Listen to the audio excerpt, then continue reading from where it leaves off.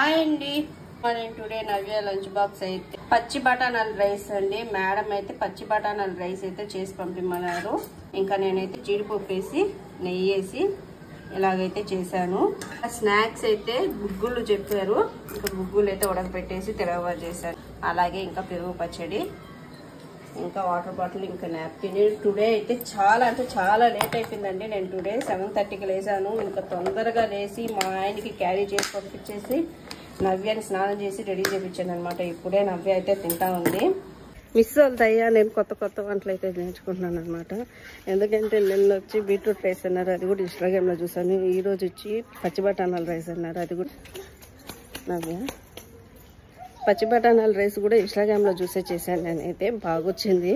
నాన్న ఖుషి వాళ్ళ అక్కతో ఆడుకుంటున్నారు ఇద్దరు వెనక.